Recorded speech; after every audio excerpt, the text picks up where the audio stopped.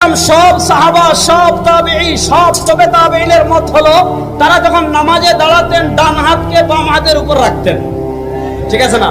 ডান হাতকে বাম হাতের উপর রাখা মানে এইটাকে এইটার উপর রাখা। এটা আমরা বুখারীর আলী রাদিয়াল্লাহু তাআলা হাদিসে পেলাম। এবার হাতকে ডান হাত দ্বারা বাম হাতকে ধরার পর বাঁধবো কোথায়? যেখানে বেঁধেছেন নবী, নবী বাঁধছেন কোথায়? জানবো কিভাবে? যেখানে বেঁধেছেন সাহাবায়ে কেরাম, সাহাবায়ে কেরাম নামাজে হাত বাঁধতেন কোথায়? ইমাম তিরমিজি রাহিমাহুল্লাহ বলেন ফারাআ বা'যুহুম আন ইয়াদাউমা তাহতা আস-সুররা ওয়া রাআ বা'যুহুম আন ইয়াদাউমা ফাওকা আস-সুররা কুল্লু যালিকা ওয়াসিউন ইনদাহুম। তিরমিজি শরীফ খুলেন, ইমাম তিরমিজি বলেন একদল সাহাবায়ে কেরামের মত হলো ফারাআ বা'যুহুম, একদল সাহাবায়ে কেরামের মত হলো আন ইয়াদাউমা তাহতা আস-সুররা, একদল সাহাবায়ে কেরাম নামাজে হাত বাঁধতেন নাভির নিচে।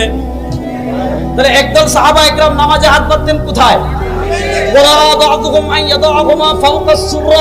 আর আরেকদল সাহাবায়ে কেরাম হাত বাঁধতেন নাভির উপরে।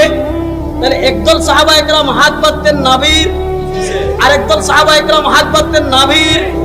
ইমাম তিরমিজি বলেন কুল্লু যালিকা ওয়াসিউন ইনদাহুম, যেহেতু একদল সাহাবায়ে কেরাম নাভির নিচে হাত বাঁধতেন, আরেকদল সাহাবায়ে কেরাম নাভির উপরে হাত বাঁধতেন, ইমাম তিরমিজি বলেন কুল্লু যালিকা ওয়াসিউন ইনদাহুম, যেহেতু দুইটাই সাহাবায়ে কেরামের আমল, সাহাবায়ে কেরাম যেহেতু নবীকে দেখেছেন, সুতরাং নাভির উপরেও হাত বাঁধলে হবে, নাভির নিচেও হাত বাঁধলে হবে, দুইটা সহিহ হাদিস দ্বারা প্রমাণিত।